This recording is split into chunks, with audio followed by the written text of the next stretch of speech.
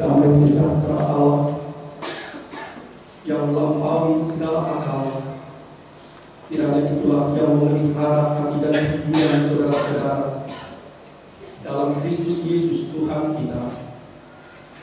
Amin. Jemaat Tuhan, khotbah untuk kita semua pada Jumat Agung atau pada peringatan hari wafatnya Tuhan kita Yesus Kristus diambil dari 1 Korintus pasal yang ke-15 ayat pertama sampai ketiga. Demikianlah bunyinya. Marilah kita ikuti dalam hati kita masing-masing. Dan sekarang saudara-saudara, aku mau mengingatkan kamu kepada Injil yang aku beritakan kepadamu, dan yang kamu terima dan yang di dalamnya kamu teguh berdiri. Oleh Injil itu kamu diselamatkan, asal kamu teguh berpegang padanya, seperti yang telah kuberitakan kepadamu, kecuali kalau kamu telah sia-sia saja menjadi percaya. Sebab yang sangat penting telah kusampaikan kepadamu, yaitu apa yang telah kuterima sendiri, ialah bahwa Kristus telah mati karena dosa-dosa kita sesuai dengan kitab suci. Ayat ketiga, sebab yang sangat penting telah kusampaikan kepadamu, yaitu apa yang telah kuterima sendiri, ialah bahwa Kristus telah mati karena dosa-dosa kita sesuai dengan kitab suci. Sampai demikian pembacaan kita. Saudara-saudara, pada Jumat Agung atau pada peringatan hari wafatnya Tuhan kita Yesus Kristus ini adalah satu kesempatan bagi kita untuk merenungkan ulang apakah sesungguhnya makna salib Tuhan itu bagi kita. Pertama-tama, sebetulnya salib atau kayu yang dipalangkan bisa berbentuk huruf E, huruf X, atau tanda plus, adalah sebuah bentuk penghukuman yang ditemukan oleh penguasa Romawi purba untuk menyiksa, menghina, dan mempermalukan para penjahat besar dan penjahat-penjahat kampungan.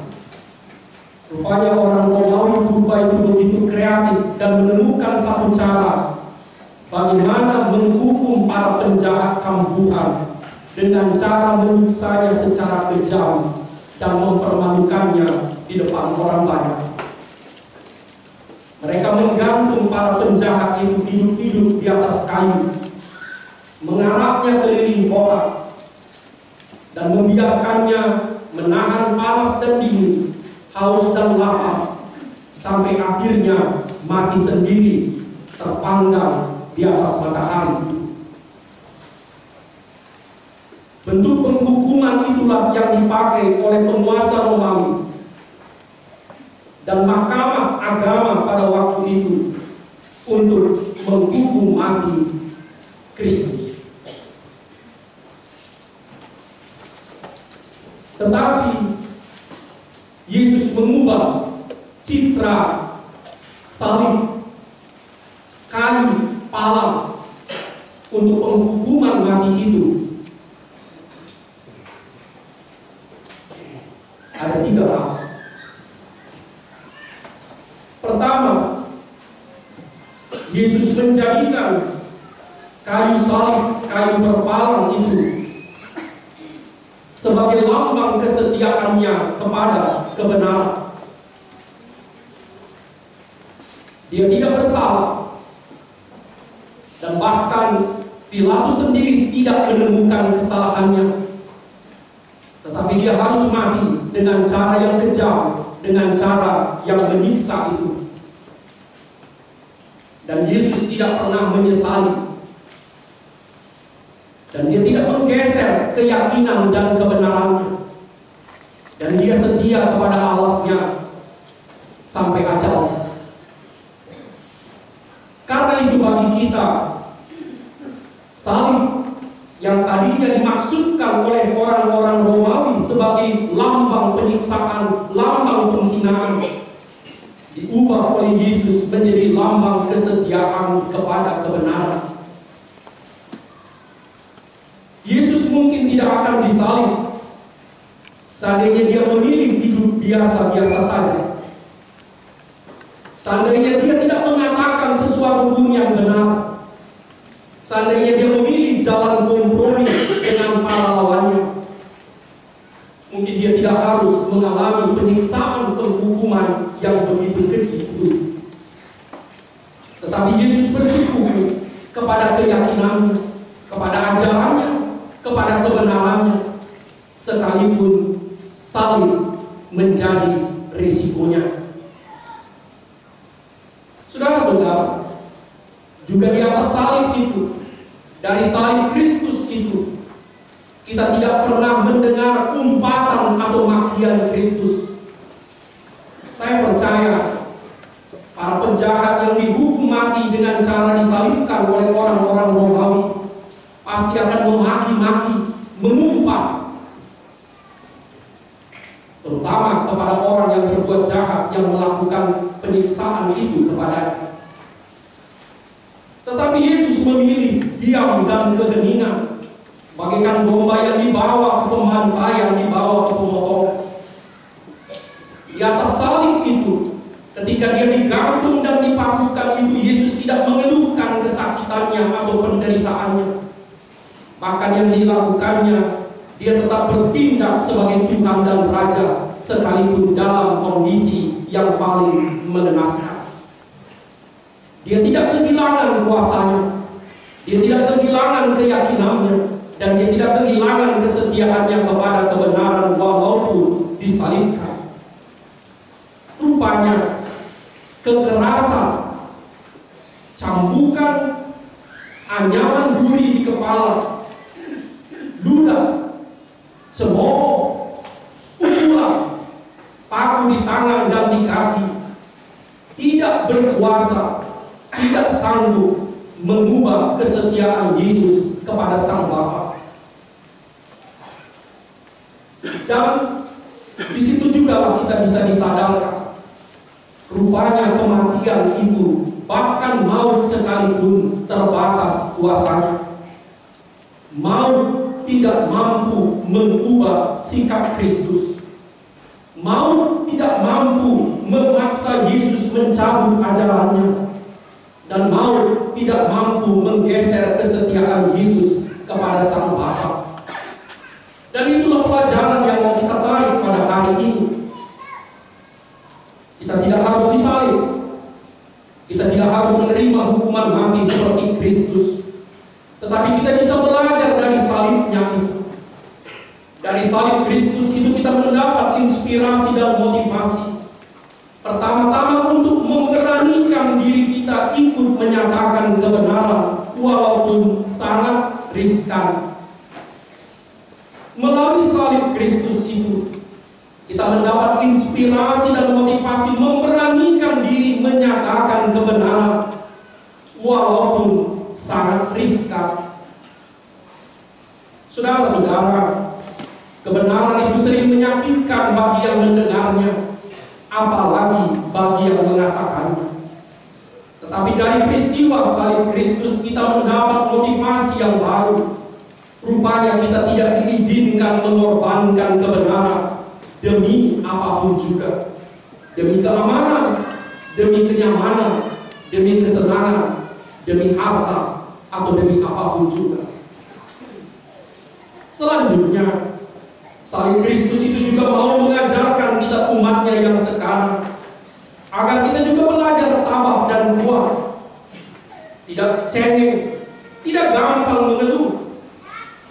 Jika suatu ketika saudara dan saya menderita, entah karena apa, terutama ketika saudara dan saya harus menderita karena iman, karena memilih kebenaran sebagai jalan, contohlah Kristus yang tersalib itu. Contohlah Kristus yang tersalib itu. Yang kedua, salib adalah lambang kasih dan pengampunan. Orang Romawi membuat salib atau kayu berpalang itu untuk menyiksa, menghina, mempermalukan. Tetapi Yesus mengubahnya menjadi tempat untuk mengasihi dan memberi pengampunan. Sekali lagi, para penguasa Romawi purba membuat kayu salib atau kayu palang itu untuk menyiksa, menghina, mempermalukan. Tetapi Yesus mengubahnya menjadi tempat untuk mengasihi dan memberi pengampunan.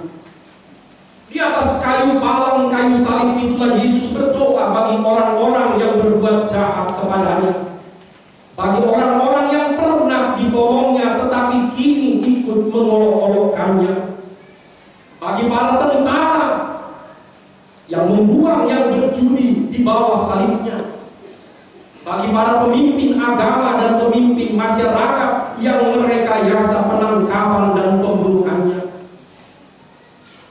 Di atas kayu salib itulah juga Yesus menunjukkan kasih-Nya kepada ibunya. Biasanya ketika orang dalam kesakitan, dalam penderitaan, dalam kedekatan kepada ajal, membuat orang sangat egoistis dan bersikap egosentris. Lihatlah ketika kapal karam, lihatlah ketika ada peristiwa bencana, orang berlomba-lomba menyelamatkan hanya dirinya sendiri. Tetapi di salib itu Kristus menunjukkan Dia tetap tidak berorientasi dan berpusat kepada dirinya sendiri. Dia masih sanggup memperhatikan ibunya. Karena itu dari salib, saat dia tergantung, saat kaki dan tangannya terpaku, dia masih mampu mengatakan, "Ibu, inilah anakmu, anakku, itulah ibumu." Saudara-saudara, karena itu dari salib Kristus, kita orang Kristen juga harus belajar banyak, termasuk belajar supaya kita tidak pernah bersikap egoistis dan bersikap egosentris, menjadikan diri kita sebagai pusat dari segala-galanya. Bahkan ketika kita sakit, ketika kita miskin, ketika kita sedang bergumul, ketika kita sedang berduka, Tuhan mengajar kita, rupanya kita tidak harus tetap menjadikan diri kita sebagai pusat kehidupan.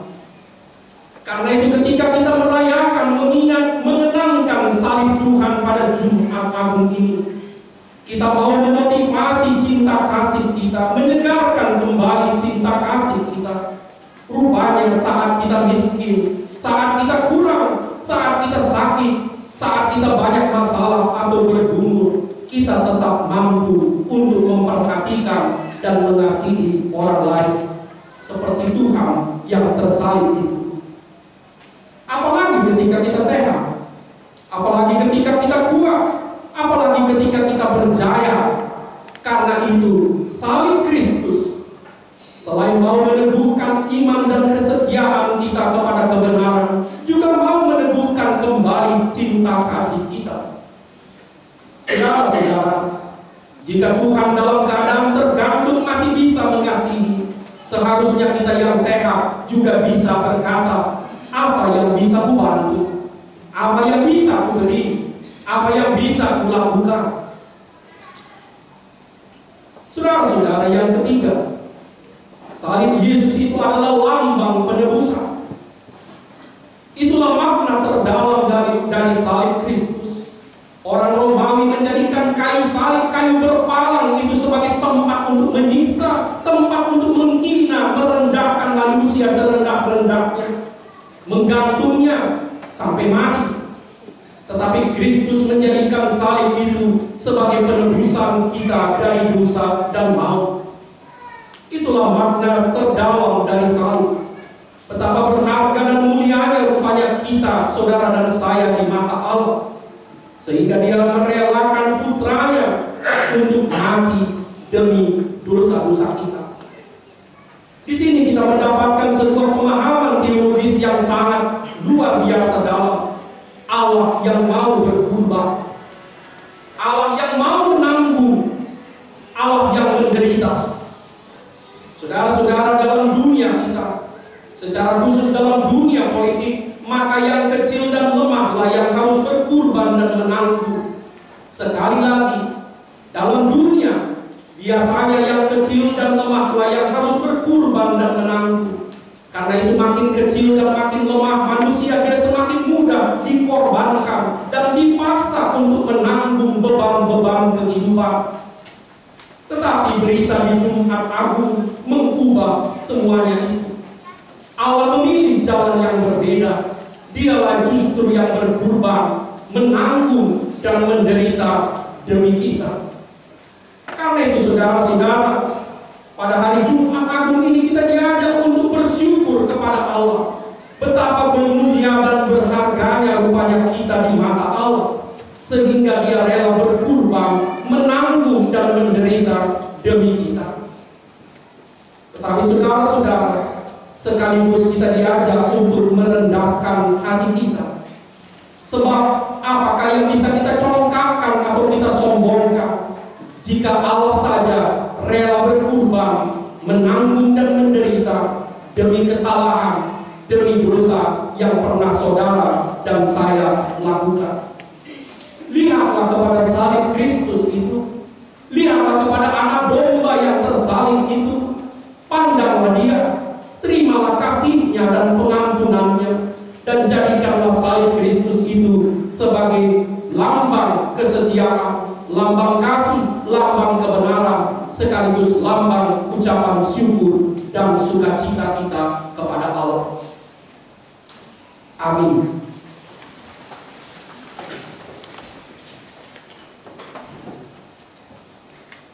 Yang Kristus, anak Allah yang tersalib demi dosa-dosa kami.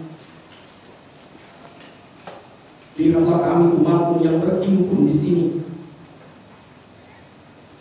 mengenangkan semua penderitaan, pengorbanan dan kematian Tuhan menebus kami.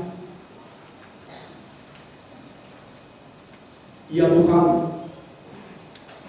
kami mau menjadikan salib-Mu sebagai sumber motivasi dan inspirasi baru bagi kami untuk berani memikul kebenaran, untuk setia kepada Tuhan sekalipun sangat riskan, untuk tetap teguh kepada keyakinan dan tujuan. Ya Tuhan, kami mau menjadikan salib-Mu sebagai simbol kasih dan pengampunan. Berilah kepada kami Roh-Mu yang kudus, supaya kami juga mampu memberikan maaf dan pengampunan sekalipun sangat mahal harganya bagi kami.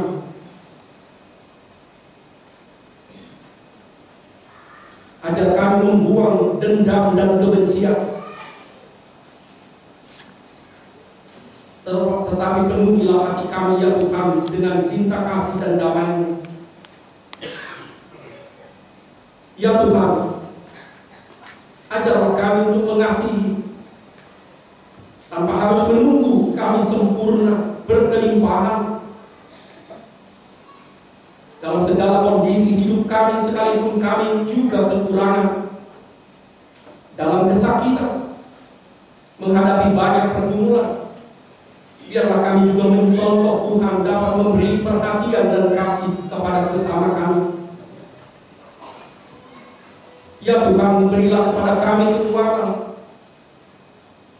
agar kami tetap mengingat penebusan, pengorbanan, penanggungan yang Tuhan lakukan demi dosa-dosa kami, supaya hati dan jiwa kami tetap bersyukur. Kami terus merendahkan hati kami, sebab siapakah kami ini sehingga Tuhan rela mati demi kami. Ya Tuhan, biarlah pada Jumat Agung ini kami mendapat kekuatan yang baru meneruskan hidup, pergumulan, karya dan perjuangan kami. Bawalah kami dalam salib-Mu, ikutkanlah kami dalam penderitaan dan kematian-Mu, supaya kami juga mendapat bagian kelak dalam kebangkitan dan